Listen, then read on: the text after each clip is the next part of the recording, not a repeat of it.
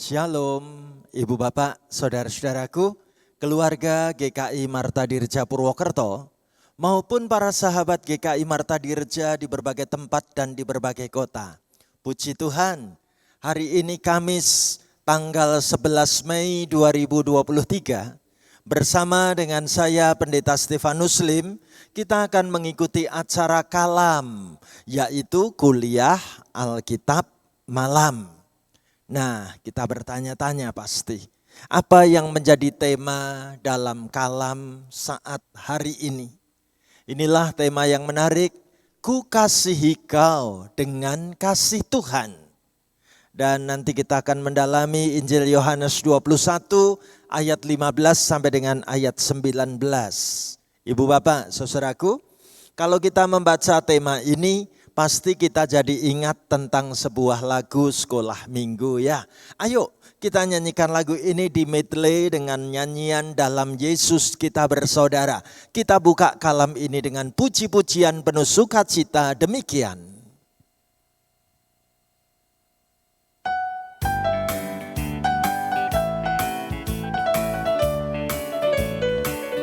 Dalam Yesus kita bersaudara, dalam Yesus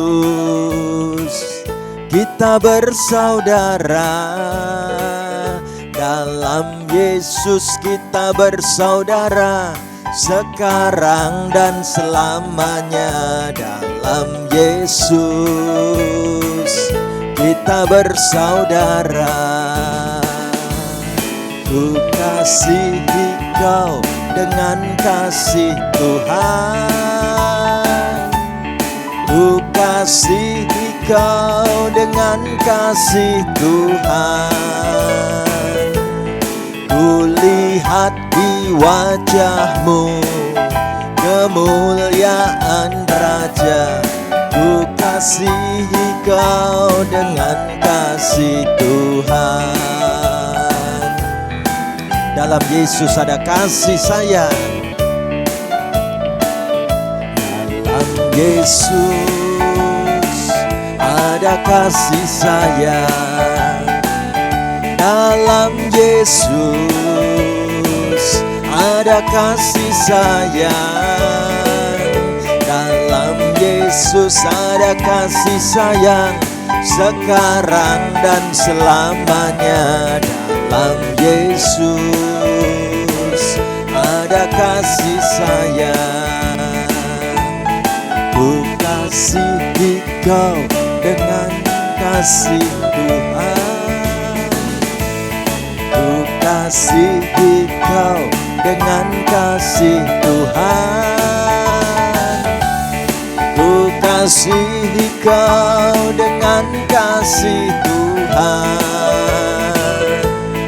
Ku lihat di wajahmu kemuliaan Raja, ku kasihi kau dengan kasih Tuhan. Dalam Yesus ada pengampunan. Dalam Yesus ada pengampunan. Dalam Yesus ada pengampunan. Dalam Yesus ada pengampunan, sekarang dan selamanya. Dalam Yesus ada pengampunan. Ku kasihi kau dengan kasih Tuhan, ku kasihi kau dengan kasih Tuhan. Ku lihat di wajahmu kemuliaan Raja, ku kasihi kau dengan kasih Tuhan. Dalam Yesus ada kesembuhan. Dalam Yesus ada kesembuhan. Dalam Yesus ada kesembuhan. Dalam Yesus ada kesembuhan, sekarang dan selamanya. Dalam Yesus ada kesembuhan. Ku kasihi kau dengan kasih Tuhan. Ku kasihi kau dengan kasih Tuhan. Ku lihat di wajahmu kemuliaan Raja.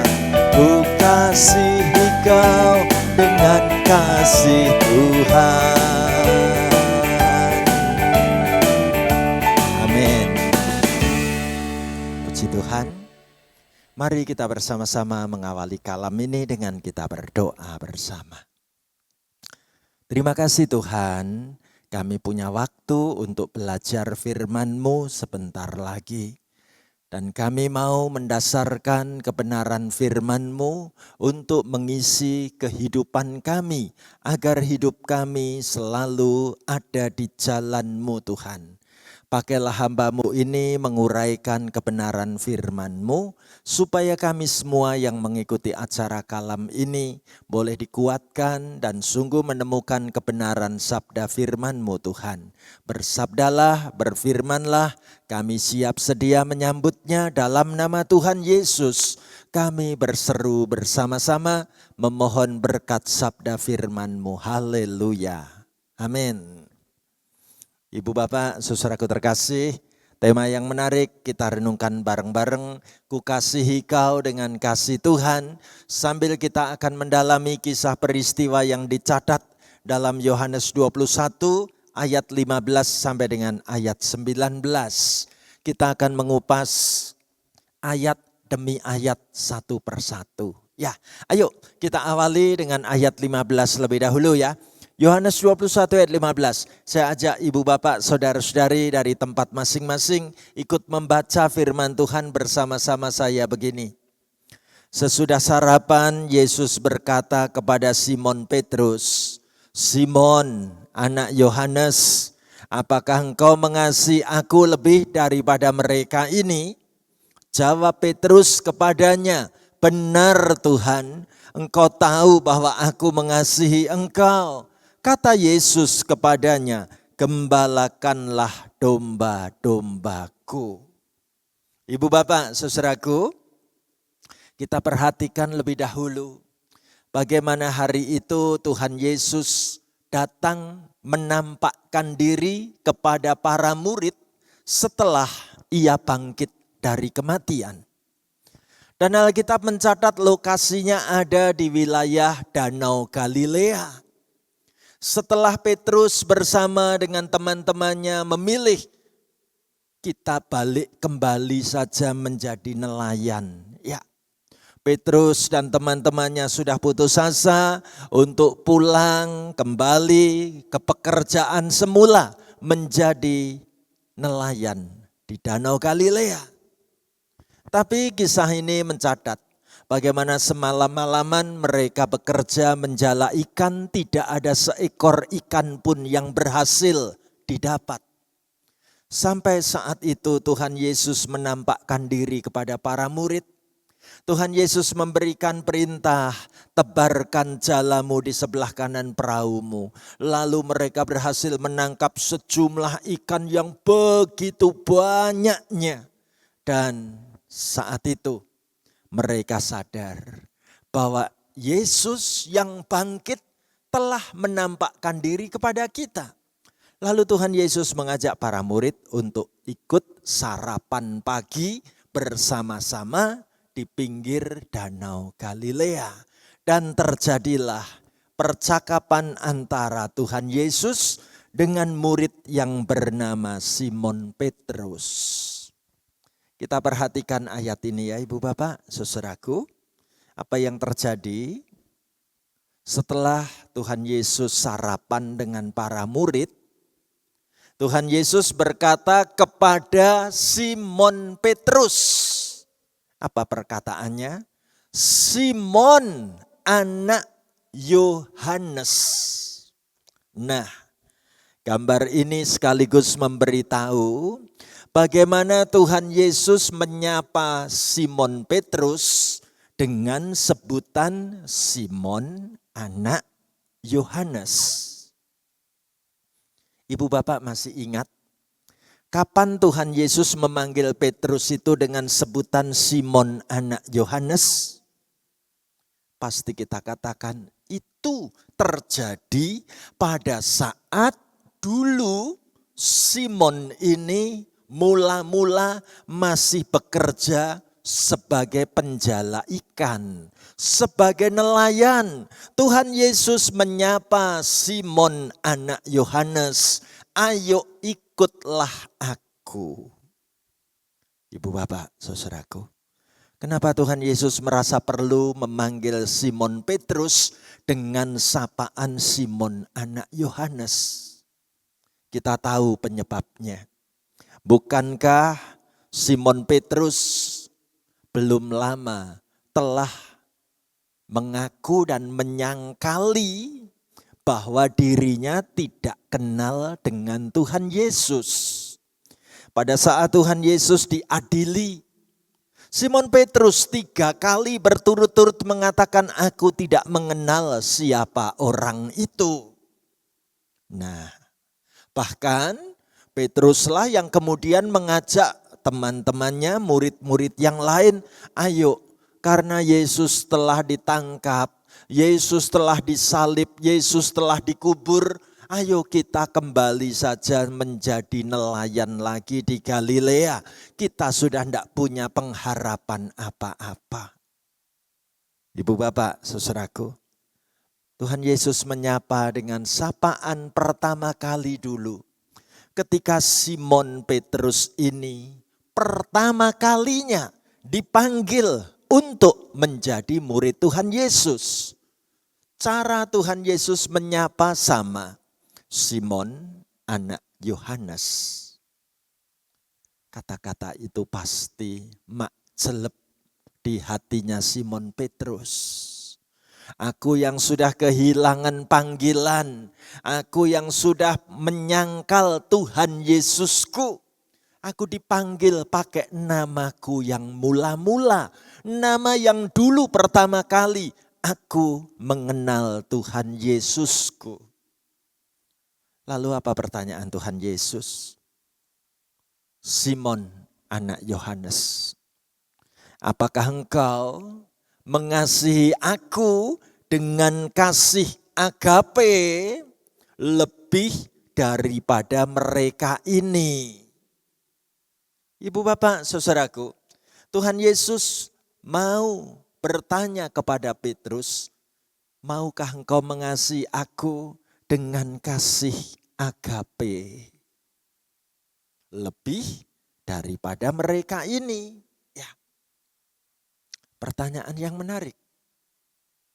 Kita bertanya-tanya, bagaimana Tuhan Yesus sekaligus mau mengatakan kasih yang lebih daripada mereka ini? Siapa mereka itu? Kalau mereka itu adalah kata ganti benda, berarti Tuhan Yesus mau bertanya kira-kira begini, Simon anak Yohanes, apakah engkau mengasihi aku lebih daripada pekerjaanmu, lebih daripada perahu dan jalamu? Tetapi kalau kata mereka itu adalah kata ganti orang banyak, maka Tuhan Yesus bertanya, sungguhkah engkau Simon anak Yohanes, engkau mengasihi aku lebih daripada orang-orang ini? Dengan kasih agape. Apa jawab Simon Petrus? Ibu bapak, saudaraku, Simon Petrus menjawab dengan jujur, benar Tuhan, aku mengasihi engkau dengan kasih filia. Tuhan Yesus berharap Simon Petrus membalas pertanyaan ini dengan jawaban kasih agape. Tetapi ternyata Simon Petrus menanggapinya dengan kasih filia. Lalu apa yang dinyatakan oleh Tuhan Yesus? Tuhan Yesus berkata kepada Simon anak Yohanes ini, gembalakanlah domba-dombaku. Ini bagian pertanyaan yang pertama. Ibu bapak, saudaraku, cukupkah Tuhan Yesus bertanya jawab hanya satu kali? Ternyata tidak. Mana buktinya? Ayo kita temukan pada ayat 16. Saya ajak ibu bapak, saudara-saudari bersama-sama saya membaca ayat 16. Sama-sama kita ucapkan begini. Kata Yesus pula kepadanya untuk kedua kalinya, Simon anak Yohanes, apakah engkau mengasihi aku? Jawab Petrus kepadanya, benar Tuhan, engkau tahu bahwa aku mengasihi engkau. Kata Yesus kepadanya, gembalakanlah domba-dombaku. Ternyata Tuhan Yesus mengulang pertanyaan yang sama untuk yang kedua kalinya. Simon, anak Yohanes, apakah engkau mengasihi aku dengan kasih agape? Apa jawab Simon, anak Yohanes ini? Simon Petrus menjawabnya, benar Tuhan, engkau tahu aku mengasihimu dengan kasih filia. Lalu Tuhan Yesus memberikan tugas, gembalakanlah domba-dombaku. Apakah cukup? 2 kali? Pertanyaan ini diajukan untuk Simon Petrus? Ternyata tidak. Muncul yang ketiga kali. Mana buktinya Pak Stefanus? Kita temukan pada ayat 17. Yuk kita baca bareng-bareng ayat 17 demikian ya. Kata Yesus kepadanya untuk ketiga kalinya, Simon anak Yohanes, apakah engkau mengasihi aku? Maka sedih hati Petrus karena Yesus berkata untuk ketiga kalinya, apakah engkau mengasihi aku? Dan Petrus berkata kepadanya, Tuhan, engkau tahu segala sesuatu. Engkau tahu bahwa aku mengasihi engkau. Kata Yesus kepadanya, gembalakanlah domba-dombaku. Ibu bapak saudaraku, sekarang untuk yang ketiga kalinya ternyata Tuhan Yesus mengulang pertanyaan itu, tetapi dengan kasih yang berbeda. Simon anak Yohanes, apakah engkau mengasihi aku dengan kasih filia? Tuhan Yesus sudah tidak lagi menggunakan kata kasih agape. Apa jawab Simon Petrus? Untuk ketiga kalinya, Simon Petrus menjawab, benar Tuhan, engkau tahu segala sesuatu. Aku mengasihi engkau dengan kasih filia. Dan Tuhan Yesus memberikan tugas, gembalakanlah domba-dombaku. Ibu bapak, saudaraku terkasih, ayo sekarang kita ringkas ya kisah peristiwa tanya jawab soal mengasihi ini. Kita mau fokuskan perhatian kita seputar tanya jawab soal mengasihi. Menurut versi Tuhan Yesus dibandingkan dengan menurut versinya Simon Petrus. Pertama kali Tuhan Yesus bertanya, Simon anak Yohanes, apakah engkau mengasihi aku dengan kasih agape? Simon Petrus menjawab, benar Tuhan, aku mengasihi engkau dengan kasih filia. Enggak matching ya, enggak klik, enggak nyambung. Tuhan Yesus mengulang lagi pertanyaan ini yang kedua kali. Simon anak Yohanes, apakah engkau mengasihi aku dengan kasih agape? Sekali lagi, untuk yang kedua kalinya, Simon Petrus menjawab, "Benar Tuhan, Engkau tahu aku mengasihimu dengan kasih filia." Dan sekarang yang ketiga kalinya, Tuhan Yesus mengubah pertanyaannya. "Simon, anak Yohanes, apakah engkau mengasihi aku dengan kasih filia?" Dan Simon Petrus menjawab, "Benar Tuhan, Engkau tahu segala sesuatu. Aku mengasihi engkau dengan kasih filia." Ibu bapak, saudaraku terkasih, kasih agape adalah kasih yang tak terbatas. Ya, kasih yang tanpa syarat. Kalau kasih filia itu adalah kasih persaudaraan. Petrus hanya memiliki sekarang kasih persaudaraan, kasih filia. Nah, ini kita akan mengupas mengapa Petrus ketika ditanya 3 kali berturut-turut, Petrus selalu menjawabnya, "Benar Tuhan, aku mengasihi engkau dengan kasih filia." Yang pertama, Petrus yang sekarang ini adalah Petrus yang tahu diri. Tahu bahwa dirinya itu punya keterbatasan. Dia tidak lagi arogan, tidak lagi menyombongkan bagaimana statement-statement perkataannya. Kalau dulu pernah berjanji, jangan sampai Tuhanku ditangkap orang. Kalau sampai ada yang menangkap Tuhanku dan guruku, aku siap mati. Aku siap dipenjara membela Tuhanku. Tapi kenyataannya, ditanya anak perempuan kecil pun, "Apakah engkau mengenal dia?" Apa jawab Petrus? "Aku enggak kenal." Petrus yang dulu hanyalah Petrus yang arogan. Sekarang Petrus sadar, aku pernah menyangkal Tuhanku 3 kali. Aku tahu keterbatasan diri ini. Kalau Tuhan Yesus bertanyanya sampai 3 kali, berarti Tuhan punya maksud apa dalam hidupku. Petrus belajar menunjukkan sikap yang konsisten. Petrus mau berkata dengan matang, dipikir dulu, siapkah aku bertanggung jawab dengan kata-kataku?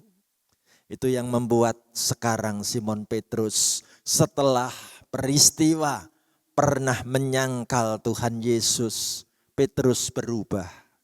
Ia menyadari keterbatasan dirinya, ia belajar untuk bisa berkata-kata dan bersikap konsisten, tidak bolak-balik seperti itu.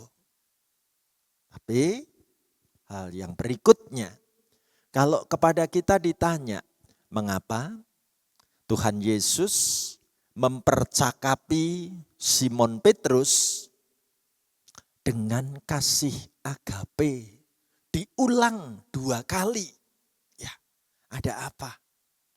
Karena Tuhan Yesus tahu tugas menggembalakan domba-domba Kristus itu diperlukan kasih yang penuh kesungguhan.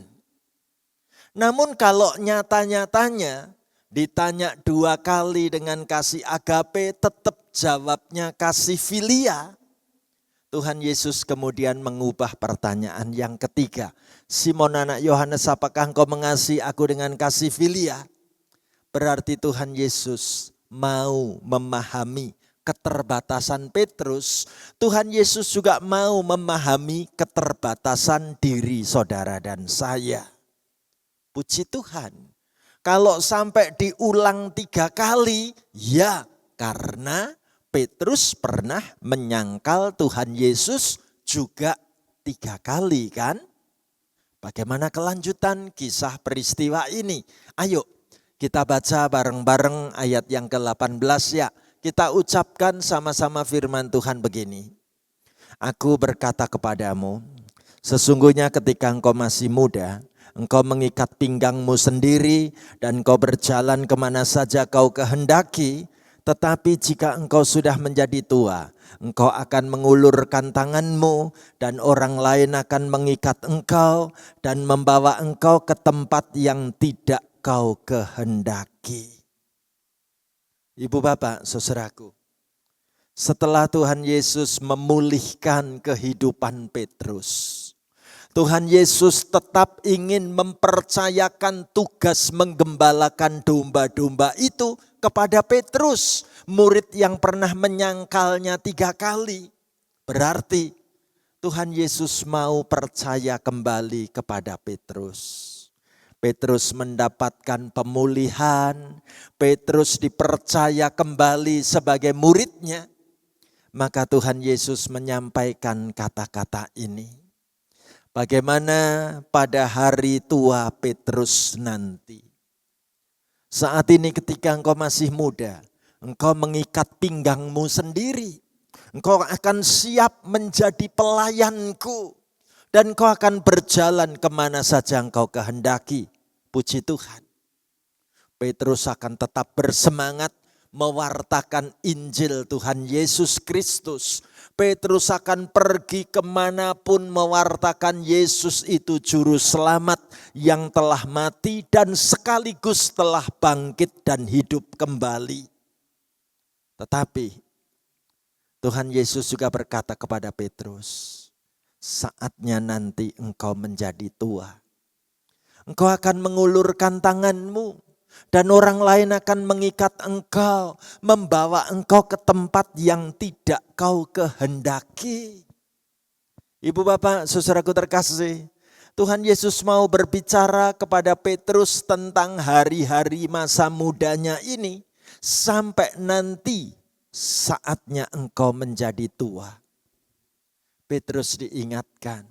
Saat engkau muda, engkau mengikat pinggang, siap melayani, siap menjadi pewarta firman. Tetapi pada saat engkau menjadi tua, engkau akan diikat tanganmu dan dibawa ke tempat yang tidak kau kehendaki. Di hari tua engkau akan ditangkap, dimasukkan ke dalam sebuah tempat yang tidak engkau kehendaki. Ada dalam penjara. Dan Petrus ternyata saat masa tuanya nanti pun ia akan tetap menulis surat-surat pastoralnya. Luar biasa. Ibu bapak saudaraku, Tuhan Yesus memberikan catatan. Apa yang diucapkan untuk Simon Petrus ini ternyata punya maksud. Apa maksudnya? Yuk kita baca bareng-bareng ayat yang ke-19 ya. Sama-sama kita ucapkan begini. Dan hal ini dikatakannya untuk menyatakan bagaimana Petrus akan mati dan memuliakan Allah. Sesudah mengatakan demikian ia berkata kepada Petrus, ikutlah aku. Ibu bapak saudaraku, Tuhan Yesus mau berkata kepada Petrus, pimpinan rombongan nelayan-nelayan yang hari itu ada di Galilea, ayo ikutlah aku. Engkau akan mempermuliakan Allah sampai nanti tua, bahkan sampai engkau meninggal. Hidupmu tetap menjadi pelayan Tuhan. Luar biasa. Petrus menurut catatan sejarah, dikatakan nanti Petrus akhirnya matinya itu ditangkap gara-gara mengabarkan tentang Tuhan Yesus. Petrus bahkan dijatuhi hukuman salib. Sama seperti Tuhan Yesus. Tetapi Petrus merasa tiada layak kalau aku disalib sama seperti Kristus. Petrus bersedia mati disalib dengan kepala ditaruh di bawah. Dan kakinya disalib di atas. Ibu bapak saudaraku, menarik sekali. Kalau Petrus yang pernah menyangkal guru dan Tuhannya, hari itu saat peristiwa kebangkitan Tuhan Yesus, Tuhan mau menemui Petrus, memulihkan hidup Petrus, mengembalikan semangat Petrus menjadi penjala manusia. Ayo ikutlah aku sampai nanti masa tuamu, sampai engkau menjadi kesaksian bagaimana hidupmu mempermuliakan Allah hingga kematianmu. Ibu bapak, saudaraku, hal ini mengingatkan kita dengan satu ayat super dalam Ibrani 10 ayat 24. Saya mau ajak ibu bapak saudara-saudari membaca ayat super Ibrani 10 ayat 24. Kita ucapkan sama-sama begini. Dan marilah kita saling memperhatikan supaya kita saling mendorong dalam kasih dan dalam pekerjaan baik. Saudaraku, Tuhan Yesus mau menunjukkan bagaimana dengan kasih Tuhan Simon Petrus dipulihkan, diperhatikan, didorong untuk terus melakukan kebaikan. Puji Tuhan.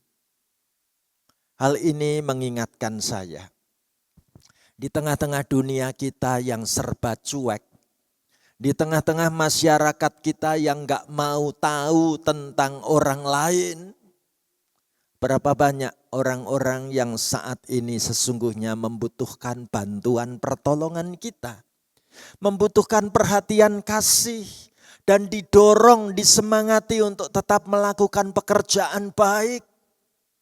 Benarkah situasi kita seperti itu? Saya ingin menutup kalam ini dengan sebuah cerita. Betapa kasihan, betapa menderitanya kisah seorang mahasiswi korban pinjam online. Ya, ibu bapak, satu hari saya dikontak oleh 2 orang mahasiswi. Mahasiswi yang pertama ini kenal saya dan berkata, Pak Stefanus, bolehkah minta tolong mendoakan temanku ini? Temanku dalam kesulitan besar. Lalu saya mendengar kisah cerita teman mahasiswi yang satu ini. Ternyata ia terlilit pinjaman online menggunakan KTP. Lalu setuju pinjam duit secara online. Dan ternyata bunganya bunga berbunga. Ibu bapak, saudaraku, yang pasti mahasiswi yang kedua yang diceritakan oleh temannya ini sedang terlilit hutang pinjol, pinjaman online di atas 200 juta. Lalu apa yang terjadi? Mahasiswi yang diceritakan oleh temannya ini sekarang dalam keadaan kalut karena semua kontak-kontak nomor di teleponnya itu sudah disebarluaskan, dikasih tahu bahwa nama orang ini adalah nama orang yang pinjam duit dan gak mau bayar. Bukan cuman keluarganya, teman-teman kuliahnya, teman-teman di gerejanya, semua dikasih tahu kalau dia terlilit hutang dan belum bayar.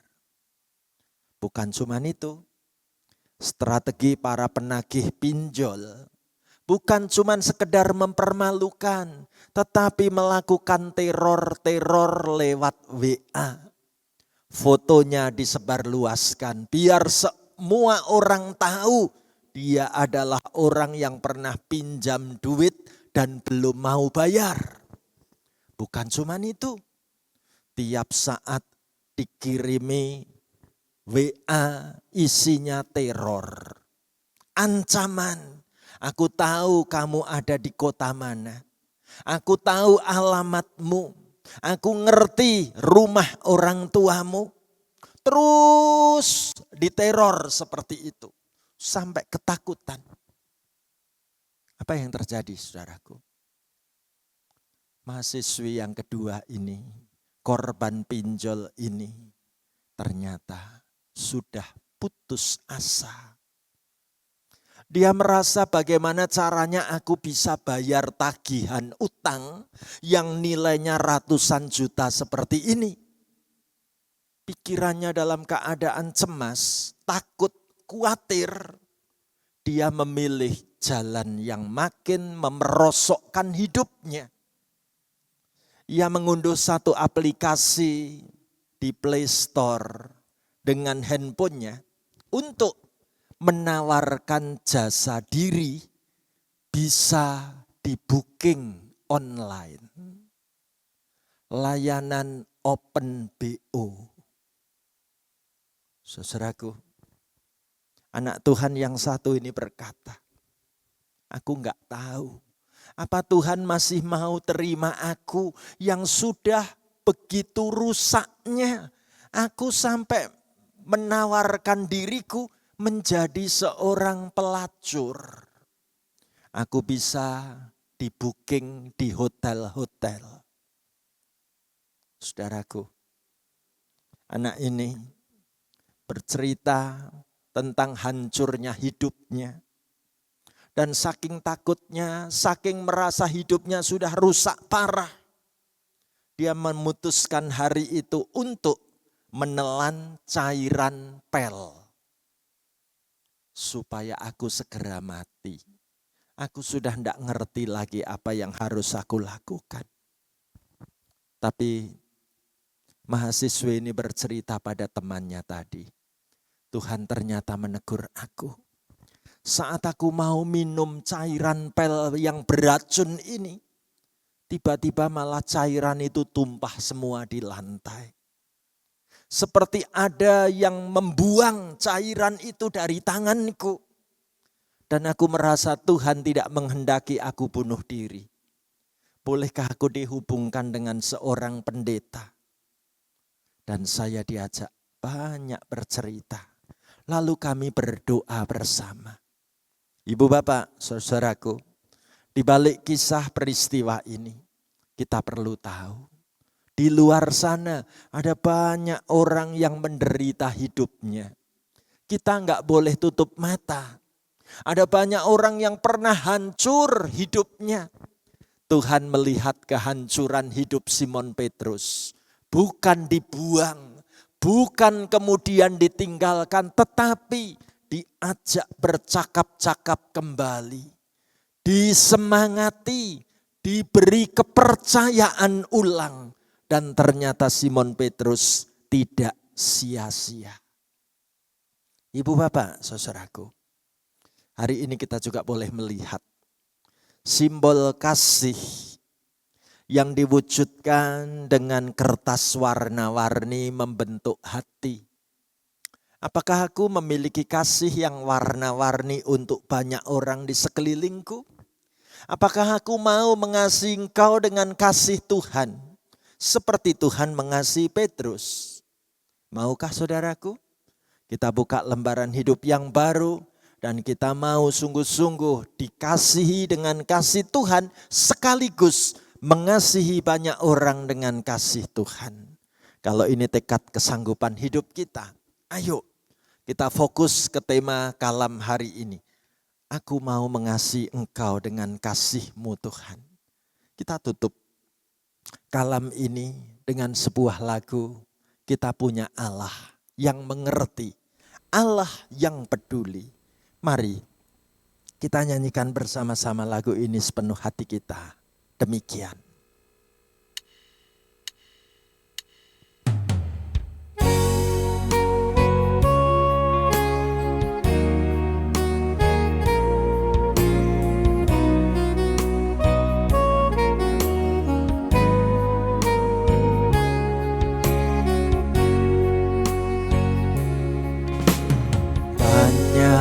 Perkara yang tak dapat ku mengerti, mengapakah harus terjadi di dalam kehidupan ini. Satu perkara yang ku simpan dalam hati. Tiada sesuatu kan terjadi tanpa Allah peduli. Allah mengerti, Allah peduli segala persoalan yang kita hadapi. Tak akan pernah dibiarkannya ku bergumul sendiri, sebab Allah peduli. Allah mengerti, Allah peduli segala persoalan yang kita hadapi. Tak akan pernah dibiarkannya ku bergumul sendiri, sebab Allah peduli. Amin. Mari kita mohon dalam doa berkat untuk hidup kita. Terima kasih Tuhan Yesus, kami boleh datang mendekat kepadamu. Engkau adalah Allah yang peduli, Allah yang mengerti tiap-tiap kesulitan hidup kami anak-anak-Mu.